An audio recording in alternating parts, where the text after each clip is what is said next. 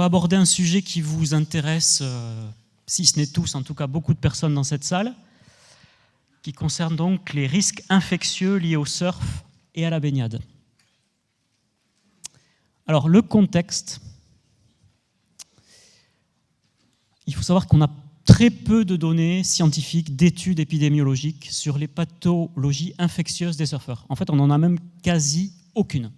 Il y a bien une étude rétrospective qui avait été réalisée par Surfrider Foundation il y a quelques années. Alors, je n'ai pas retrouvé exactement la référence, mais en fait, ça avait consisté en un questionnaire rétrospectif pour demander aux surfeurs s'ils avaient été malades, quel type de problème ils avaient rencontré. Donc, c'était la première étude de ce genre. Il y a Surfers Against Sewage également qui, sur son site internet, propose aux surfeurs malades de déclarer leurs symptômes. Donc, on a par contre pas mal de publications liées au risque de la baignade. C'est un petit peu d'ailleurs sur ces études que se sont basées les normes actuelles, pour les analyses notamment, qui font la corrélation entre les taux de bactéries et les symptômes présentés par les baigneurs. Les analyses, on en a parlé tout à l'heure, elles sont forcément incomplètes. C'est-à-dire qu'à l'heure actuelle, on recherche 2 grandes espèces de bactéries sur les milliers qui existent, et il n'y a pas que des bactéries dans l'eau, il y a des virus, il y a des parasites, il y a des champignons, il y a tout ce que vous voulez. Pour la pollution chimique, c'est encore pire, parce qu'il y a tellement de substances qu'on ne connaît pas que si on s'amusait à faire des analyses complètes, on n'y arriverait pas. Donc, il y a moyen d'améliorer les analyses, on va dire, mais il va falloir déterminer de toute manière, ne serait-ce que pour des impératifs de coût, déterminer des critères, des items bien spécifiques. Donc moi, j'ai voulu prendre le problème à l'envers, en fait. Plutôt que de faire des analyses sur les produits qu'on retrouve dans l'eau, je me suis dit, enfin, c'est pas moi qui ai inventé ça, il y a beaucoup de spécialistes de l'eau qui disent que les meilleures analyses, finalement, sont les analyses qui concernent le vivant. C'est-à-dire que si le vivant est altéré ou présente des problèmes de santé dans une eau, il y a de fortes chances qu'elle soit polluée. Donc je me suis dit, on va lancer un outil de veille sanitaire. Donc moi, je suis médecin généraliste. Je me suis d'abord dit, je vais solliciter mes confrères pour remplir un questionnaire. Donc j'ai un petit peu commencé, j'ai fait ça avec les audits externes en pharmacie. Il y a eu un bon retour. Mais avec les médecins, c'est un peu plus compliqué parce que les médecins, on a tous plein de travail, déjà beaucoup de papiers à remplir.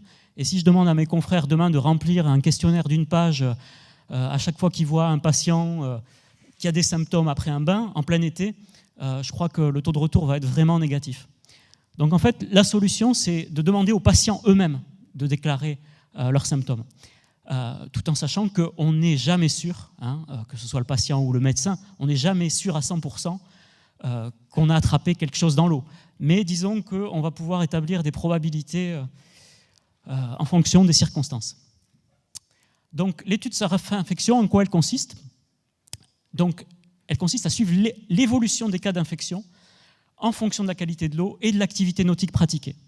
Alors ça, c'est très important, c'est-à-dire que, comme je vous disais tout à l'heure, les études se sont basées sur la baignade. Mais un baigneur, il ne s'expose pas du tout dans l'eau de la même façon qu'un surfeur. Un surfeur, il est au-dessus de l'eau, il passe sous les vagues, des fois il tombe, mais le risque n'est pas le même que pour un baigneur qui est beaucoup plus immergé. Voilà. Idem entre un surfeur et un stand-up paddler, par exemple, qui est lui carrément totalement au-dessus de l'eau. Ce n'est pas le même risque non plus. Donc, à l'heure actuelle, les interdictions, quand on nous interdit d'aller dans l'eau, à Biarritz, par exemple, on interdit à tout le monde d'aller dans l'eau. Mais c'est un petit peu illogique parce que moi, par exemple, quand je vais faire du stand-up paddle, je ne prends pas plus de risques, si je ne tombe pas, que quelqu'un qui se promène sur le promenoir de la Grande Plage. Donc, peut-être qu'il faut déjà commencer à réfléchir aux différences de risques entre les différents pratiquants. Donc, très simplement, avec Internet, qui simplifie quand même la vie pour beaucoup de choses, j'ai lancé sur un site de questionnaire en ligne, tout simple, qui s'appelle Paul Daddy, c'est un site américain, juste pour l'information, un questionnaire en ligne très simple. Donc, pour le trouver à l'heure actuelle, il faut faire Google, il faut googler surf infection, et vous allez tomber dessus. Donc, on va essayer de cliquer dessus pour voir un peu à quoi ça ressemble. On va regarder à quoi ça ressemble. Hop, attendez. Attends. Non, parce que je vous montre les trucs à l'envers, là. Alors, je sais pas comment ça marche, ça. Alors, attendez. Hop. Donc, je sais pas si c'est connecté.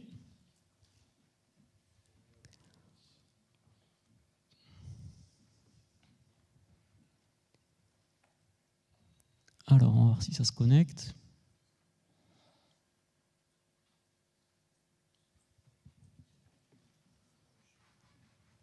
Bon, je croyais qu'on devait avoir un bon débit, mais ça rame bien. Bon, on va peut-être continuer le temps que ça charge. Hein.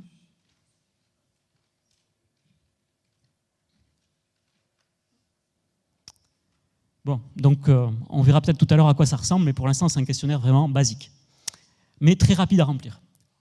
Donc, les résultats de ce questionnaire déclaratif.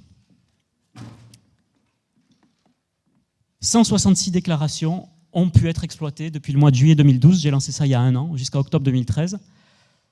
Et déjà, première constatation qui est intéressante, 35% de ces déclarations ont été enregistrées en juin 2012. Donc ça correspond, alors c'est pas cette photo-là, parce que ça c'était en août, mais en juin 2012, on se rappelle tous des grosses pluies, des crues, donc on sait que l'eau était polluée à ce moment-là, et comme par hasard, ça correspond à un pic de déclaration d'infection chez les surfeurs et les baigneurs. Donc, j'ai mis cette photo pour illustrer, mais qui reprend en fait ce qu'on a vu ce matin, hein, c'est-à-dire que quand il y a un déversement de ce genre le jour même, aller dans l'eau, c'est franchement très hasardeux. Hein. Moi-même, quand il y a un déversement, j'attends au grand minimum 24 heures avant de retourner dans l'eau, et quand je vois qu'on rouvre la baignade des fois le jour même après un déversement de ce genre-là, bon, on peut quand même se poser des questions. Parce que dans des eaux usées, donc, comme je vous disais, il n'y a pas que les Escherichia coli et les entérocoques qu'on recherche dans les analyses, et dont nous parlera M. Noussitou de l'ARS. Il y a aussi des virus, hein, dont celui de l'hépatite A, par exemple, qui survit très bien en milieu marin. Et donc, bon, honnêtement, le conseil, c'est suspendre la baignade pendant 24 à 72 heures après des déversements de ce genre-là. Moi, c'est le conseil que je donne. Après, ça ne veut pas dire que l'eau est tout le temps polluée.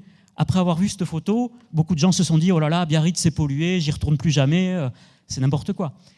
Ok, ça a été pollué dans les heures, dans les jours qui ont suivi ce déversement, mais quand il n'y a pas de déversement comme ça, l'eau très vite arrive à égaliser notamment les taux de bactéries. Hein, les bactéries, notamment fécales, sont neutralisées par l'océan. Donc, ce n'est pas parce qu'il y a un rejet un jour que c'est pollué toujours. Hein, ça, il faut bien le comprendre.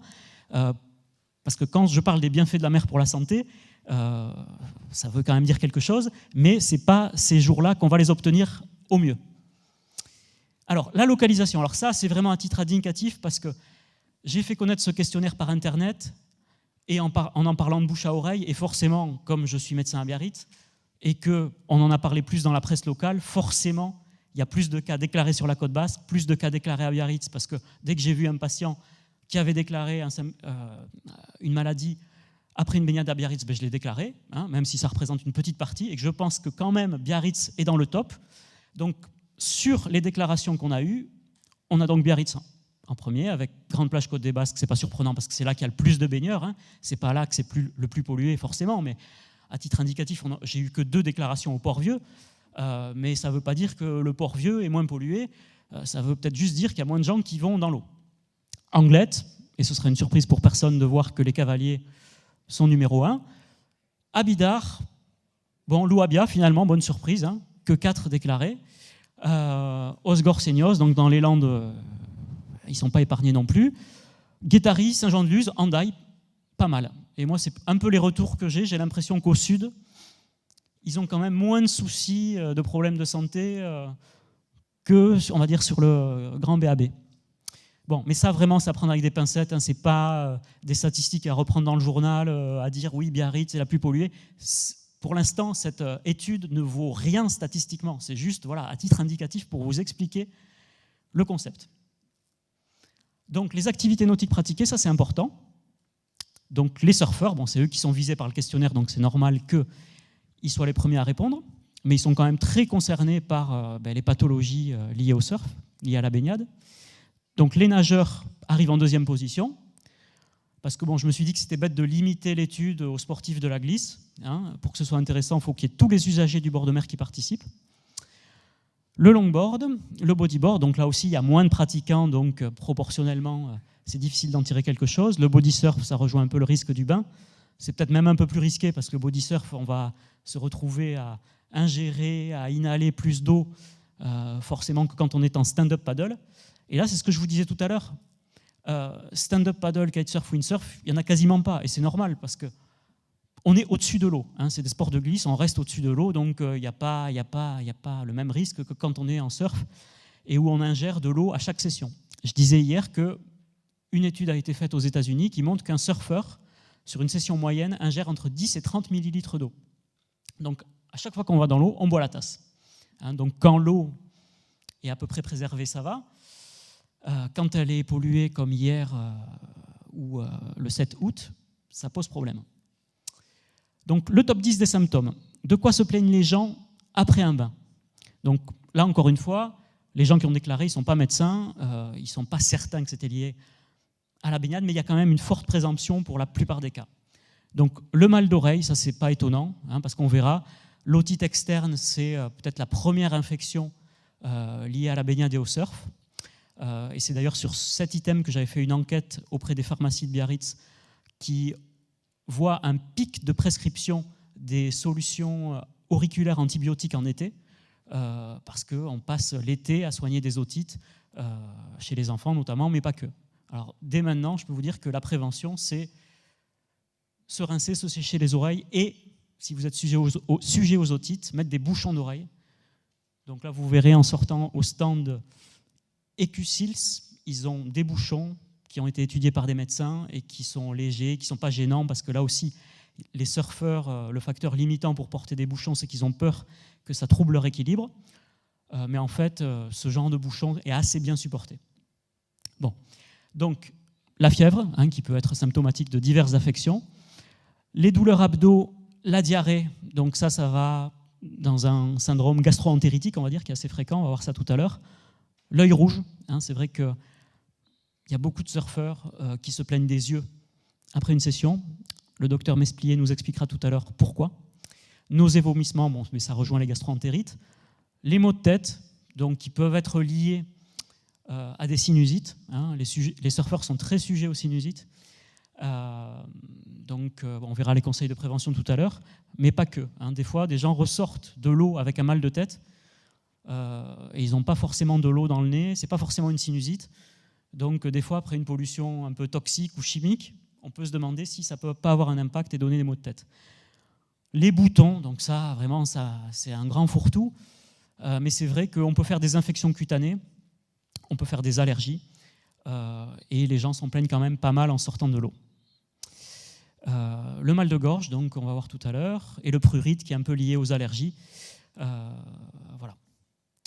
Donc le délai d'apparition des symptômes, en général, il est assez rapide. Vous voyez que la plupart des gens qui ont déclaré des symptômes les ont déclarés dans les 24 heures, hein, mais des fois ça peut apparaître un peu en décalage. Voilà, ça peut même apparaître très rapidement en moins de 6 heures. Hein. Après, bon, ça décline lentement. Bon, il peut y avoir un temps d'incubation, hein, bien sûr. Si vous attrapez le virus de l'hépatite A dans l'eau, ça ne va pas se déclarer tout de suite. Mais bon, on va avoir du mal sur ce genre de pathologie qui se déclare peut-être des jours ou des semaines après à faire le lien.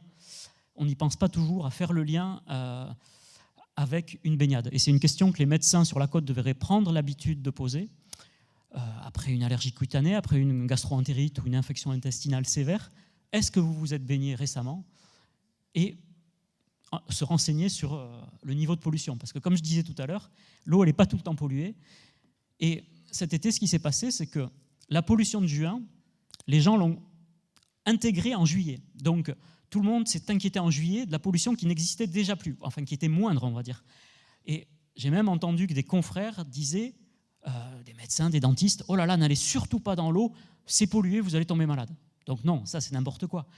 L'eau, comme je vous disais tout à l'heure, elle est polluée après des rejets, après des pollutions ponctuelles, mais elle est loin d'être polluée en permanence. Hein. Et là, on a eu un été quand même plutôt, avec une eau plutôt de bonne qualité.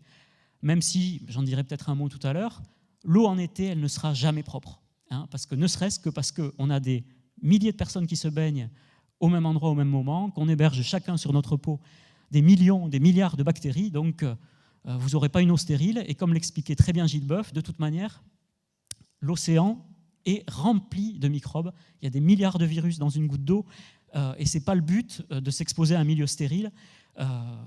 Et on verra tout à l'heure que c'est peut-être meilleur justement de s'exposer à un environnement vivant qu'à un environnement stérile. Mais alors attention, il y a des microbes qui sont dans le milieu marin et qui ne posent pas problème, hein, parce qu'ils sont équilibrés en concentration dans la mer, mais les bactéries pathogènes qui posent problème, après des rejets par exemple, eux causent vraiment des maladies chez l'homme et chez les animaux marins. Hein, il y a une étude au Canada qui a montré que les rejets d'eau usée provoquaient aussi des pathologies chez les animaux marins, des pathologies qui viennent de l'homme et qui n'existaient pas chez ces animaux marins. Bon, l'état général, donc ça c'est très important. J'ai fait un article cet été qui s'intitulait « Pourquoi tombe-t-on malade en été ?» Parce que c'est super fréquent de tomber malade en été. Moi, je passe ma vie à consulter des gens. « Oh là là, mince, j'arrive en vacances, je suis malade. » Hein, en général, il y a une baisse de pression, on est fatigué, on fait des grosses journées de plage du jour au lendemain qui sont fatigantes. Donc c'est important de savoir si la personne était en forme ou pas. Parce que si vous êtes affaibli, il y a plus de chances quand même que vous tombiez malade. Mais là, on constate que les gens déclarent qu'ils étaient plutôt en forme, hein, avant de tomber malade. Donc les diagnostics les plus fréquents, donc gastro-entérite en numéro 1. Donc ça, c'est ce que retrouvent la plupart des études. Les otites externes, c'est ce qu'on disait tout à l'heure. Donc les otites externes, à ne pas confondre avec les otites moyennes aiguës. Les otites externes, c'est les otites qui inflamment l'extérieur du conduit auditif, le conduit auditif externe. Ça peut être très douloureux, hein, même ça peut provoquer des douleurs insomniantes. On a l'impression d'avoir l'oreille pleine des fois. Et bon, vraiment, c'est handicapant.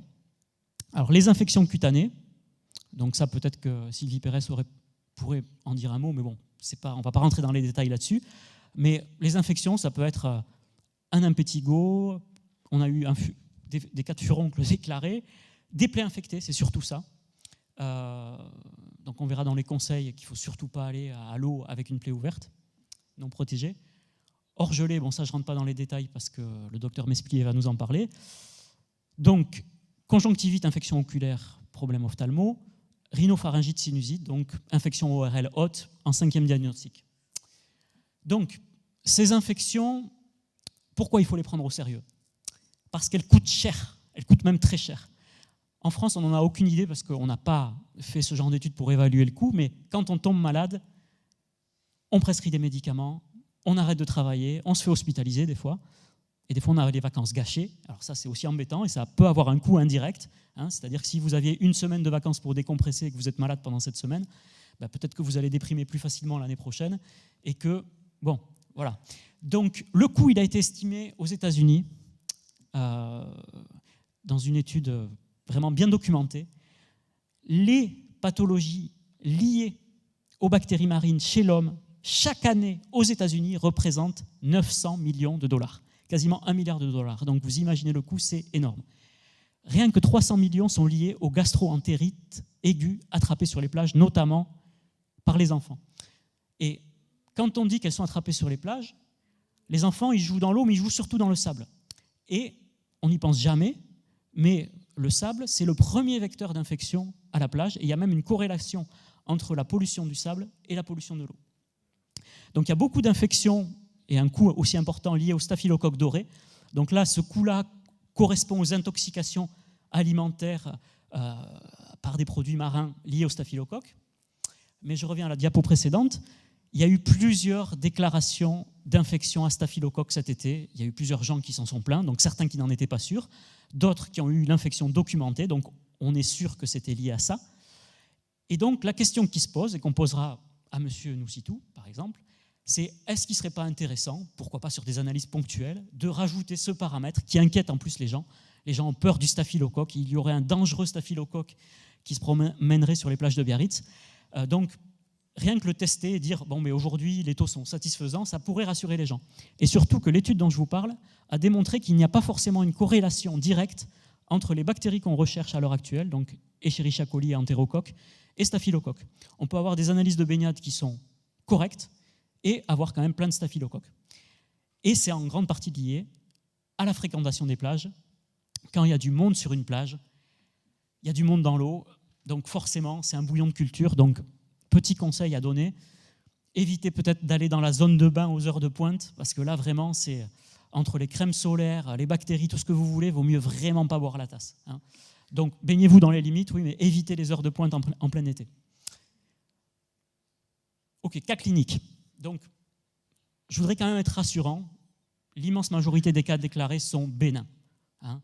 Une gastroentérite aiguë, une otite, on ne va pas en mourir, ce n'est pas bien grave. Donc, l'immense majorité des infections sont bénignes. Mais elles ne le sont pas toutes. Hein. J'ai voulu quand même documenter ce cas sérieux. J'ai pu contacter les parents qui m'ont très bien expliqué ce qui s'était passé. Ils ont réfléchi avec les médecins si ça pouvait être une autre cause, si ça pouvait être alimentaire, si ça pouvait venir d'autres choses.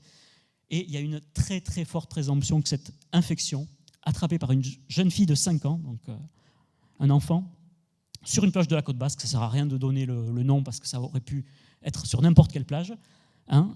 Donc elle s'est baignée sur une plage de la côte basque, oui, le 15 juillet 2013. Les parents déclarent que l'eau avait vraiment pas l'air clean ce jour-là.